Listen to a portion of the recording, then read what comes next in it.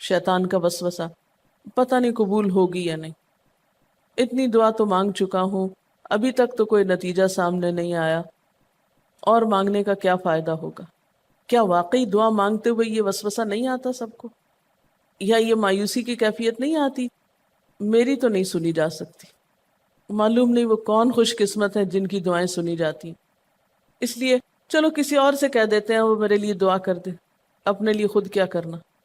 تو شیطان ہمیشہ دعا مانگنے کے عمل میں رخنا ڈالتا ہے، خلل پیدا کرتا ہے، کیونکہ دعا ایک ایسا عمل ہے جو اللہ اور بندے کے درمیان ایک محبت کا تعلق پیدا کرتا ہے، ایک اپنائیت کا تعلق پیدا کرتا ہے، ایک تقرب کا تعلق پیدا کرتا ہے۔ جب انسان اپنے رب سے مانگتا ہے تو اس کا احسان مند ہوتا ہے، اس کے قریب آ جاتا ہے، اور مانگتا انسان کس سے ہے؟ جس پر مان ہوتا ہے، جس پر یہ یقین ہوتا ہے کہ وہ دے گا، جس پر اعتماد ہوتا ہے کہ وہ میرا بہت خیر خواہ ہے، میرا بھلا کرنے والا ہے۔ انسان ہر ایک سے نہیں مانگ سکتا، ہر ایک کے سامنے اپنی ضرورت نہیں رکھ سکتا۔ تو اگر دیکھا جائے تو ایک اللہ کی ذات ایسی ہے کہ جس سے یہ ساری توقعات پوری ہو سکتی ہیں۔ اللہ کے سوا کوئی نہیں کہ جو انسان کے ساتھ ایسا معاملہ کر سکے۔ اس لیے تمہارا رب کہتا ہے کہ مجھ سے مانگو، اس کو پسند ہے بندوں کا مانگنا۔ اچھا، یہ جو دعا ہے اس میں صرف کسی چیز کا براہ راست نام لے کر مانگنا ہی شامل نہیں، یعنی مانگنے کے طریقوں میں صرف ایسا ہی نہیں کہ ہم کہ یا اللہ فلاں چیز مجھ کو دے دے۔ اس کے کئی انداز ہو سکتے ہیں۔ ایک تو یہی براہ راست کسی خاص چیز کا سوال کرنا، یہ بھی بہت اچھا ہے۔ بندوں سے سوال کرنا برا ہے، لیکن اللہ تعالیٰ سے سوال کرنا تو عبادت کا درجہ رکھتا ہے۔ یعنی کتنا پیار آتا ہے نا اللہ تعالیٰ پہ کہ ضرورت ہماری ہے اور ہمارے اس مانگنے کے عمل کو بھی عبادت کہہ رہا ہے، کیونکہ ایک تعلق ہے نا، وہ وقت اس کی یاد میں گزرتا ہے، اس کی طرف متوجہ ہو کر گزرتا ہے، اس لیے وہ وقت بھی عبادت بن جاتا ہے، وہ عمل بھی عبادت ہو جاتا ہے۔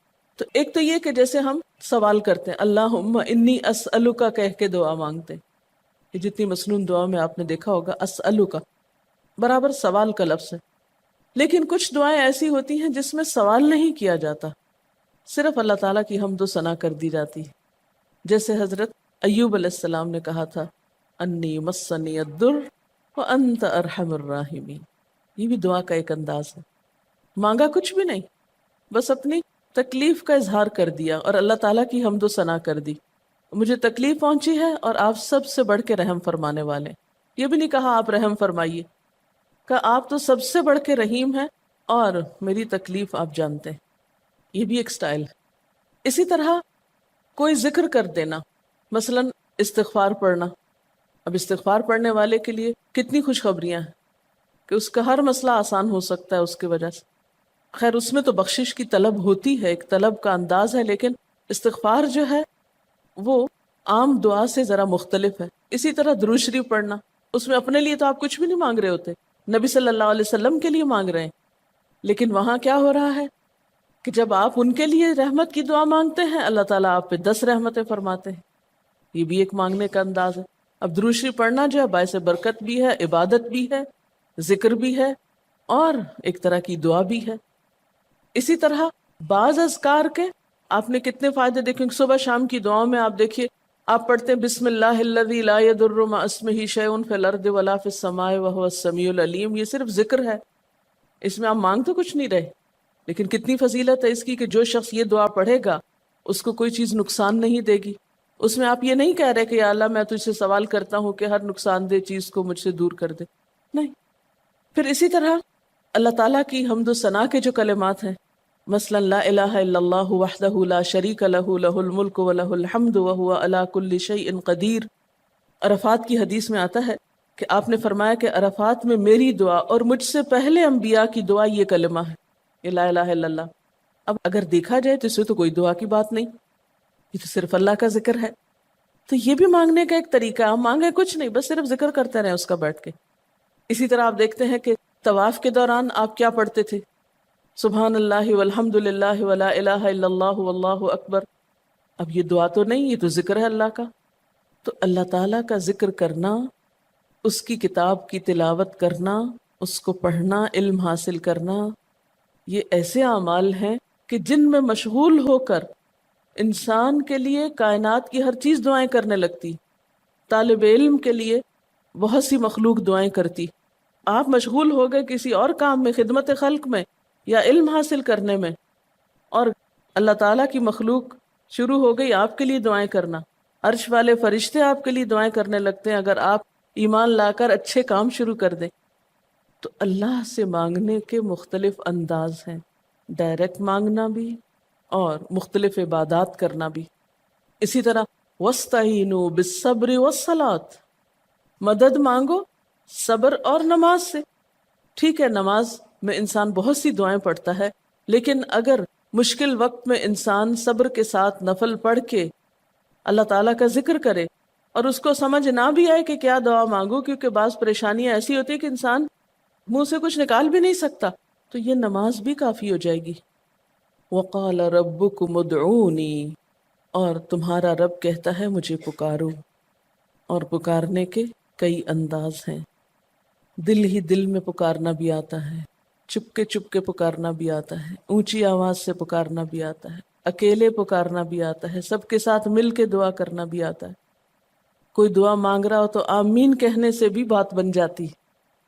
مجھے یاد ہے کہ ایک دفعہ میں عمرے پر گئی اور طواف کے بعد جہاں میں نفل پڑھ رہی تھی، تو نفل کے بعد میں نے سوچا کہ میں اپنی دعا کرتی ہوں. اتنے میں ایک شخص عربی میں کوئی دعا مانگ رہا تھا. اتنی خوبصورت دعا تھی کہ میں نے ایسی دعا کسی سے نہیں کبھی سنی، اور میں نے صرف آمین کہنا شروع کر دیا.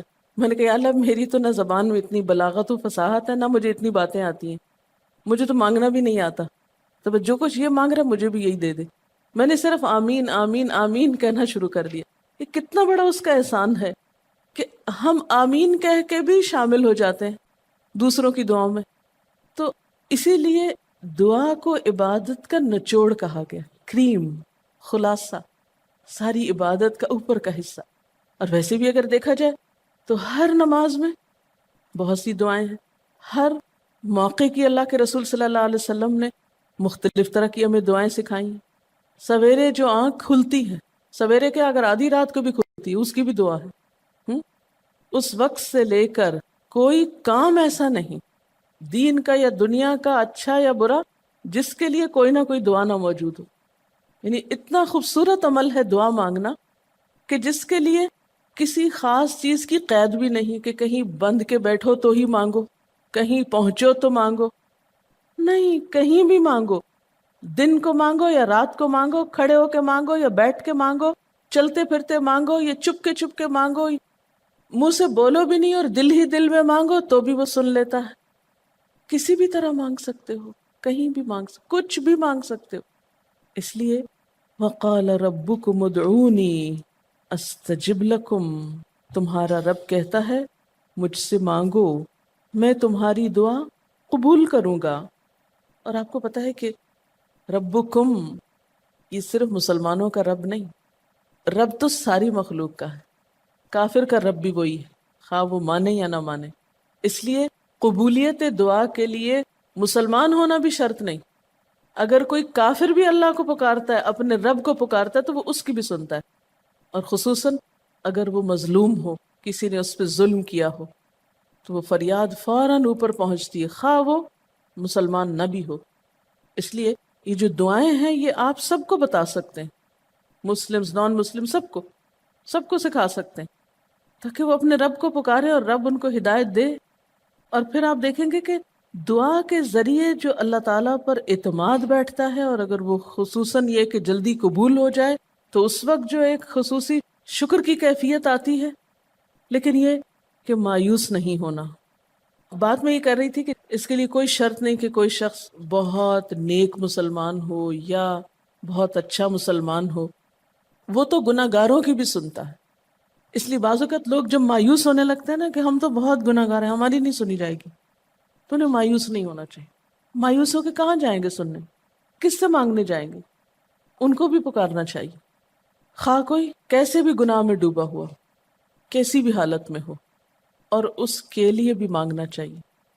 حتیٰ کہ کافر جب تک زندہ ہے، اس کی صحت کے لیے، اس کی ہدایت کے لیے، اس کی خیرخواہی بھلائی کے لیے بھی آپ خوب دعائیں مانگ سکتے ہیں. آپ صلی اللہ علیہ وسلم ابو جہل کے لیے بھی دعا کرتے تھے، یا حضرت عمر کے لیے کہتے تھے کہ ان دونوں میں سے کسی ایک کو تو ضروری ہدایت دے. تو دعا ہر حال میں فائدہ دیتی ہے. ان مصیبتوں میں بھی فائدہ دیتی ہے جو اتر چکی ہیں، ان میں بھی دیتی ہے جو نہیں اتری. دعا تو ابلیس کی بھی قبول ہوئی تھی. اس نے قیامت تک زندگی کی دعا مانگی تھی، اس کی بھی قبول کر لی گئی. اس نے کہا تھا قال انظرنی الی یوم یبعثون، قیامت تک کے لیے مجھے مہلت دے کہ میں انسانوں کو بھٹکا سکوں. تو اللہ تعالیٰ نے کہا جاؤ، تمہیں مہلت دی گئی. اس لیے یہ خیال تو اپنے دل سے سب نکال دیں کہ ہماری دعا نہیں قبول ہوتی. سب کی ہو سکتی، شرط یہ ہے کہ آپ واقعی دعا مانگ رہے ہوں. ہاں، جو غافل دل سے مانگے اس کی نہیں قبول ہوتی، کیونکہ وہ مانگ نہیں رہا، وہ تو بس صرف ایک فرض پورا کر رہا ہے. وہ بظاہر دیکھنے میں مانگنے کا عمل نظر آ رہا ہے لیکن حقیقت میں مانگ نہیں رہا. تو حدیث میں آتا ہے کہ اللہ تعالیٰ غافل دل کی دعا نہیں قبول کرتا. بس کچھ ادب یہ ضرور سکھائے گئے کہ انسان قطع رحمی کی دعا نہ کرے، گناہ کی دعا نہ کرے، غلط کاموں کی دعا نہ کرے، اور پھر ساتھ یہ کہ دعا کرنے کے بعد مایوس نہ ہو، دعا میں جلد بازی نہ کرے، کیونکہ اللہ تعالیٰ نے قبولیت دعا کا وعدہ کر رکھا ہے. استجب لکم، میں قبول کروں گا تمہاری دعائیں. ہاں، یہ ضرور ہے کہ قبولیت کی شکلیں مختلف ہوتی ہیں. بعض اوقات تو انسان کو بالکل وہی مل جاتا ہے جو وہ چاہتا ہے، بعض اوقات وہ نہیں ملتا جو وہ چاہتا ہے، بلکہ وہ دے دیا جاتا ہے جو اس کو زیادہ ضرورت ہوتا ہے. یعنی ہمارا تو علم اتنا محدود ہے نا، ہم ایک چیز مانگ رہے ہوتے ہیں جو ہمارے حق میں کوئی زیادہ اچھی نہیں ہوتی. اللہ تعالیٰ ہمارے لیے ہم سے بڑھ کر مہربان ہے، وہ ہمیں وہ نہیں دیتا بلکہ وہ دیتا ہے جو ہمیں اس سے زیادہ فائدہ دے سکتا ہے. اگر آپ اپنی گزشتہ زندگی کی دعاؤں پہ ایک نظر ڈالیں تو ہم کتنی چھوٹی چھوٹی چیزیں مانگتے رہے ہیں، اور اللہ تعالیٰ نے ہمیں اس سے بڑھ کر عطا کیا ہے. ہم سب کو جو اللہ تعالیٰ نے دین کی سمجھ دی یا دین کو سیکھنے کا شوق دیا، ضروری نہیں کہ ہم سب نے یہ مانگا ہی ہو کہ اللہ تو ہمیں موقع دینا اپنے دین کو سیکھنے کے لیے، سکھانے کے لیے. لیکن یہ ضرور ہو سکتا ہے کہ ہم زندگی میں کچھ اور مانگتے رہے اور ہمیں وہ نہیں ملا، یہ نعمت مل گئی اور وہ ہمارے حق میں زیادہ بہتر ہو گئی. اور یہ ہو سکتا تھا کہ ہمیں وہ چیز مل جاتی اور آج ہم اس چھوٹی سی چیز کو لے کر اس کا شوق بھی پورا کر چکے ہوتے، اس کی ساری اٹریکشن ختم ہو چکی ہوتی، کیونکہ دنیا کی کوئی چیز ایسی نہیں جس کی اٹریکشن ختم نہ ہو جائے یا جس کی ویلیو گھٹ نہ جائے، جو پرانی نہ ہو جائے. لیکن قرآن کا علم ایک ایسا علم ہے جو ہر دم نیا لگتا ہے، ہر دم زندگی دیتا ہے، خوشی دیتا ہے، سکون دیتا ہے، ایک راحت ملتی ہے. یہ پرانا نہیں ہوتا. پھر اسی طرح یہ بھی ہوتا ہے کہ بعض اوقات انسان کی کوئی آفت ٹال دی جاتی. آپ مانگ رہے ہیں رزق، تو وہ رزق میں برکت تو نہیں ہوتی مثلا، لیکن کوئی بیماری آپ سے ٹال دی جاتی کہ خدا نہ خواستہ آپ کو اگر مال مل بھی جائے اور ایسی بیماری لگ جائے کہ سارا مال اس میں ڈوب جائے، تو مال بھی گیا اور تکلیف الگ. تو اللہ تعالیٰ اپنی رحمت سے آپ کو زیادہ مال تو نہیں دیتے، مگر وہ بہت بڑی بلا سے محفوظ رکھتے ہیں، کسی حادثے سے بچا لیتے ہیں، کسی ایسی پریشانی سے بچا لیتے ہیں کہ جس میں آپ کا سب کچھ ہی کھپ جاتا. کیونکہ ہمارے پاس کوئی رائٹ تو نہیں ہے، ہم کو ڈیزرو تو نہیں کرتے کہ ہر وقت ہم امن و امان میں رہیں. ہمارے اپنے گناہوں کی بدولت، کئی بیرونی اسباب کی بدولت کوئی مشکل، کوئی حادثہ، کوئی مصیبت کسی بھی وقت آ سکتی جو دنیا میں مختلف لوگوں پر آتی رہتی. ہم ہر امن ڈیزرو تھوڑی کرتے ہیں، یہ تو اللہ کی عنایت اور رحمت اور نعمت ہے کہ وہ جو ہمیں دیے ہوئے یہ. اور یہ عین ممکن ہے کہ ہم کوئی اور دعا مانگتے ہوں اور اللہ تعالیٰ اس کی بجائے ہمیں عافیت میں رکھے ہوئے ہو، ایک پرسکون زندگی دیے ہوئے ہیں ہمیں، کہ ہمارے ہاتھ پاؤں سلامت ہیں، ہم بول سکتے ہیں، ہم دیکھ سکتے ہیں، ہم کھا پی سکتے ہیں، ہم چل پھر سکتے ہیں، ہم کسی کے محتاج نہیں ہیں. کتنا بڑا احسان ہے اس کا. اس لیے اگر کوئی دعا وقتی طور پر بعینہ ہی قبول نہیں ہوتی، بعینہ ہی کا کیا مطلب ہے؟ ایز اٹ از، جس طرح ہم چاہتے ہیں، تو بھی کوئی بات نہیں، صبر کرنا چاہیے. لیکن یہ نہیں سوچنا چاہیے کہ نہیں اللہ تعالیٰ دعا نہیں سنتا. ایک اور جگہ پر بھی فرمایا وَإِذَا سَأَلَكَ عِبَادِي عَنِّي فَإِنِّي قَرِيبٌ أُجِيبُ دَعْوَةَ الدَّاعِ إِذَا دَعَانِ فَلْيَسْتَجِيبُوا لِي وَلْيُؤْمِنُوا بِي لَعَلَّهُمْ يَرْشُدُونَ. جب میرے بندے آپ سے میرے بارے میں سوال کریں تو آپ بتا دیجئے کہ میں قریب ہوں، بہت قریب ہوں. اجیب دعوت الداعی، میں پکارنے والے کی پکار کا جواب دیتا ہوں. استجب لکم، قبول کرتا ہوں. یہ ایسے دل کے بہلانے کے لیے نہیں کہا گیا، یہ حقیقت ہے، یہ سچ ہے، اس پر ہمارا ایمان اور یقین ہونا چاہیے پختہ، اور اس کو چھوڑ کر اوروں کے پاس نہیں جانا چاہیے، کسی اور سے نہیں مانگنا چاہیے، صرف اسی سے مانگنا چاہیے، کیونکہ یہ عبادت بھی ہے اور پھر وہ ہر چیز دینے کے قابل بھی ہے، اس کی قدرت، اس کا علم، اس کی رحمت ہر چیز پہ چھائی ہوئی ہے، اس لیے اس سے مانگتے چلے جاؤ، اور پھر کبھی ایک انداز سے، کبھی دوسرے انداز سے، کبھی تیسرے انداز سے، لیکن اس سے ہمیشہ اچھی امید رکھو، لا تقنطوا من رحمت اللہ۔ لیکن اس کے ساتھ ساتھ ہمیں کچھ فارمل آداب بھی سکھائے گئے ہیں، ایٹ ٹائمز ان کا بھی لحاظ رکھنا چاہیے، یعنی ہر وقت دعا مانگنے کے لیے فارمل انداز اختیار کرنے کی ضرورت نہیں ہے۔ مثلا صبح شام کے اذکار ہیں، چلتے پھرتے آپ پڑھ سکتے ہیں، اب مثلا باتھ روم میں داخل ہونے کی دعا ہے تو اب آپ پہلے سے تسبیح اور درود شریف تو نہیں اس کے پڑھیں گے، یا نکل کے وہ ساری فارمیلٹیز تو نہیں پوری کریں گے جو دعا کے اول آخر کی جاتی ہیں عموماً جب فارمل دعا مانگی جاتی۔ تو ایٹ ٹائمز آپ بس ڈائریکٹ دعا مانگ لیں، ایٹ ٹائمز آپ پوری فارمیلٹیز کے ساتھ مانگ لیں، اور اس میں آپ دیکھیے کہ فارمل دعا مانگنے کا طریقہ کیا ہے کہ اللہ تعالیٰ کی حمد و ثنا سے شروع کیا جائے، نبی صلی اللہ علیہ وسلم پر درود بھیجا جائے، پھر اسی طرح یہ ہے کہ دعا میں عاجزی ہونی چاہیے، مانگنے کا انداز غالب ہونا چاہیے، شعر کے انداز میں چیخ چلا کے دعا نہیں مانگنی چاہیے، یا تقریر کے انداز میں دعا نہیں مانگنی چاہیے، امید اور خوف کے درمیان اعتدال کے ساتھ، پھر اسی طرح یہ کہ دعا میں مبالغہ آرائی نہیں کرنی چاہیے، پھر اسی طرح کچھ چیزیں ایسی ہیں کہ جن کا اگر اہتمام کبھی ہو سکے، کبھی کبھار تو بہت اچھا ہے، اور خصوصی جو قبولیت کے اوقات ہیں ان کا لحاظ رکھتے ہوئے ان مواقع سے فائدہ اٹھانا چاہیے، مثلا رات کے تیسرے حصے میں یعنی سحر کے وقت، پھر اسی طرح اذان اور اقامت کے درمیان، صف میں کھڑے ہو کر، صدقہ کرنے کے بعد،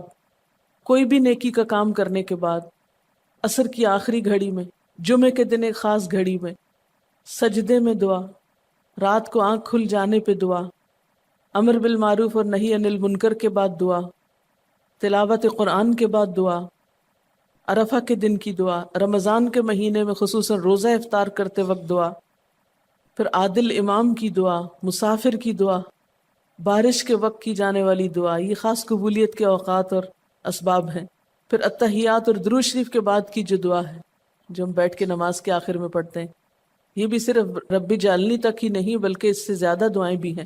پھر اسی طرح جب اللہ تعالیٰ پر بہت پیار آ رہا ہو، بہت دل اس کی طرف متوجہ ہو، کیونکہ اللہ تعالیٰ غافل دل کی دعا نہیں سنتے، تو جب دل بہت متوجہ ہو تو فوراً دعا کے بھی فائدہ اٹھا لیں۔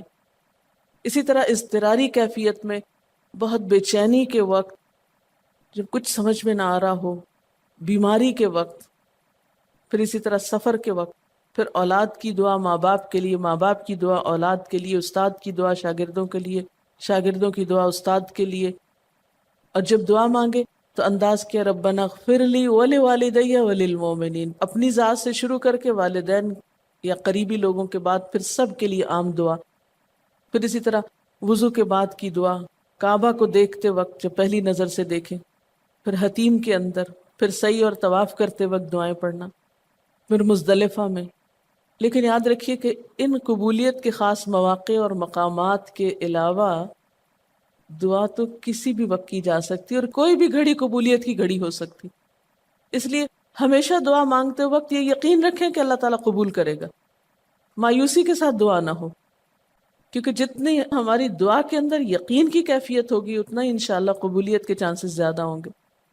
یعنی عزم کے ساتھ دعا مانگنی چاہیے، یہ نہیں کہنا چاہیے یا اللہ تو چاہے تو قبول کر، نہیں چاہتا تو نہ کر، یہ نہیں کہنا چاہیے کبھی بھی، نہیں یا اللہ تو کر سکتا ہے تو قبول فرما۔